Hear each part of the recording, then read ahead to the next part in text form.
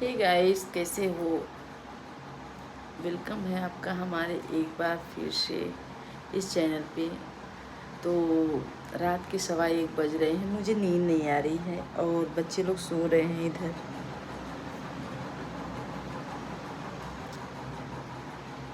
जब बच्चे सो जाते हैं या जागते रहते हैं तो रात को जब मैं फ्री होती हूँ ना, तो मैं वीडियोस यूट्यूब खोलती हूँ, फेसबुक खोलती हूँ।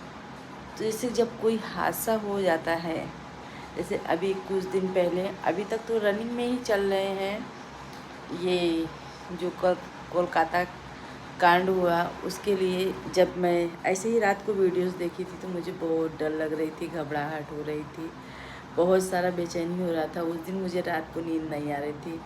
तो आप लोग को लगता होगा कि हम ये वीडियो शूट कर रहे हैं व्यूज़ के लिए। जो चीज़ें रहते हैं अपनी शेयर करते हैं, हमारे लाइफ में जो भी होता है, जो हम समझते हैं बस वही शेयर करते हैं। ऐसा शेयर करते हैं कि ताकि लोगों को, सामने वाले को भी कष्ट ना हो। सामने वाले हमारे साथ कितना भी बुरा करते हैं, कभी कभी हम कुछ चीज़ें नहीं शेयर करते हैं। तो मैं किचन में आ गई हूँ, रात का समय है, इधर देखिए खा पी के किचन हो गया है। नींद नहीं आ रही है तो क्या करूँ, 1:15 बज रहे हैं, नींद नहीं आ रही है। केवल इस घबराहट की वजह से, इस बेचैनी की वजह से कि मेरे हाथ पैर एकदम सनसना रहे, इतने मुझे नींद ही नहीं आ रही है, हाथ पैर में बहुत सनसनाहट हो रही है। आर्यन भी उड़ गया है, मुझे नींद नहीं आ रही है। 1:30 बज रहे हैं, मुझे ना मेरे हाथ पैर सनसना रहे हैं। और ये सब बातें देख के ना रिपीट हो जाता है पूरा। और आज जैसे कि अपने गुरुजी प्रदीप जी का मैं कथा सुन रही थी, तो आज अचानक से दोपहर में ना मुझे अपने पति की पूरा हॉस्पिटल की सीन याद आ गई। तो हॉस्पिटल की सीन आ गई। मैं टेरिस पे गई थी तो हमारे जो अड़ोसी पड़ोसी थे तो कुछ ऐसे ही पूछने लगे आर्यन के पापा के बारे में। तो मैं उनसे भी मतलब ऐसे पूछने लगे कि क्या हुआ था, क्या नहीं हुआ था। मैं बोली पता नहीं, आज मैं कथा सुन रही थी, अचानक से मेरे दिमाग में ये चीज़ें सब गूंजने लगी और मैं रुलाई आ रही थी कि मैं कथा सुन रही हूँ, पूरा हॉस्पिटल का सीन, मैं कैसे गई, कैसे नहीं गई, क्या की क्या नहीं की, बहुत सी चीज़ें आज सामने आई और कथा सुन रही हूँ, मैं रो रही हूँ। मुझे ये तकलीफ़ हुआ ना कि बाबा में इतनी शक्ति है, इतनी शक्ति है। तो बाबा की नगरी में ही हमारे हस्बैंड थे, तो बाबा आपने मेरे पति को क्यों नहीं बचा लिया। अगर से आप आज उनको बचाए होते तो आज मेरी ज़िंदगी ऐसी नहीं होती। आज कहीं मेरे बच्चे भी खुश रहते, मैं भी खुश रहती। और मैं सोशल मीडिया पे नहीं रहती, आप मुझे नहीं जानते, लोग मुझे नहीं जानते, लेकिन क्या है कि सोशल मीडिया पे इंसान बहुत मजबूर होके आता है। तो मैं भी बहुत मजबूर होके ही सोशल मीडिया पे आई थी। मुझे तो कुछ पता ही नहीं था कैमरे कैसे पकड़े जाते हैं, कैमरे के सामने कैसे आया जाता है। लेकिन धीरे धीरे जब इंसान दर्द सहते सहते एकदम वो हो जाता है ना, तभी कैमरे के सामने आता है। और एक औरत का क्या दर्द होता है मैं महसूस कर सकती हूँ, क्योंकि मैं वो ज़िंदगी जी रही हूँ। मैं कभी खुल के कैमरे के सामने नहीं आती हूँ। जब मुझे बहुत ज़्यादा दर्द और तकलीफ़ होता है, देखती हूँ। मैं ऐसे जब वो देखी थी, कोलकाता कांड का देखी थी, तो मुझे भी बहुत ज़्यादा डर लग रहा था, नींद नहीं आ रही थी, इतना मेरे अंदर डर बैठ गया था। फिर भी हिम्मत करके मैं घर में रहती थी, बच्चों को देखती थी, रात को 1-1 1:30 बजे सोती थी, लेकिन भगवान को मना के सोती थी कि हे भगवान, इस वन में हमारा कोई नहीं है और आप बस साथ देना, बस यही है।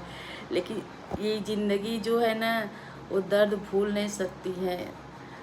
भले इंसान हंसता है, गाता है, हंसता है, संवरता है, केवल किसके लिए, समाज के लिए, बच्चों के लिए। लेकिन एक औरत के दिल में जो दर्द है ना, केवल वो अपना दर्द अपने तक रखती है, किसी से शेयर नहीं कर सकती है। कभी कभी औरत ही औरत की दुश्मन हो जाती है, क्या क्या नहीं बोलती। सोशल मीडिया ने हिला दिया। ये ब्लॉग देख के, ये वीडियोस देख के मेरे भी अंदर हिम्मत आई कि एक औरत चाहे तो बहुत कुछ कर सकती है। और एक औरत चाहे, डर रहता है कि कहीं हम सेकेंड चांस ले रहे हैं तो हमारे साथ फिर दोबारा ऐसा ना हो जाए। फिर समाज की गालियाँ, समाज के सामने जलील होना, लोगों के सामने जलील होना, मतलब होता है ना, कुछ भी हो जाए लेकिन औरत को ही जलील किया जाता है, हर चीज़ के लिए ब्लेम किया जाता है। तुम्हारी वजह से मेरा बेटा गया, तुम्हारी वजह से मेरा ये गया, मेरा वो गया, मेरा वो गया। लेकिन बेटे के किसी भी सामान पे बहू का हक नहीं रहता है। बहू बदनाम करने के लिए, कलंकित करने के लिए सब चीज़ बेटा बेटा बेटा बेटा लोग करते हैं। जाने की बात है कि एक पति ही होता है कि अपने पत्नी का सारा बोझ उठा लेता है। उनके रहने पे सारे रिश्ते अच्छे रहते हैं, उनके न रहने पे कोई भी रिश्ता नहीं अच्छा लगता। हाँ, हम अकेले औरत का चलना बोलना, खाना पीना, उठना बैठना, कहीं आना जाना, हर एक चीज़ पे इंसान का जो सोच होता है, जो तरीका होता है, एकदम अपोजिट हो जाता है। मैं किसी के साथ जा रही हूँ गलत है, किसी से बात कर रही हूँ गलत है, मैं पहन रही हूँ गलत है, मैं खा रही हूँ गलत है, मैं हंस रही हूँ गलत है, क्या क्या चीज़ें गिनाऊँ। तो जो चीज़ें हैं एकदम 100% सत्य है कि जो खुशियाँ पति के रहने पे मिल सकती हैं वो उनके जाने पे किसी से भी उम्मीद नहीं किया जा सकता है। तो ये ब्लॉग मैं 1:30 बजे रात को शूट कर रही हूँ, मुझे नींद नहीं आ रही है और मेरे ब्लॉग शूट करते करते मेरे बच्चे भी उठ गए हैं। बच्चे भी उठ गए हैं, मैं क्या कर सकती हूँ। आपको मेरा कंडीशन है, मैं बहुत इस समय ना मुझे बहुत बेचैनी और घबराहट भी हो रही है। मतलब मैं किचन का लाइट चालू की तो लोगों को लगता है, लोग बच्चे बोले कि मम्मी कहाँ से आवाज़ आ रहा है। भाई बच्चे एकदम बेधड़क नहीं सोते हैं, मम्मी की आवाज़ कान तक जाएगी। मैं ब्लॉग शूट करूँगी तो एकदम तो स्लो बोलूँगी नहीं।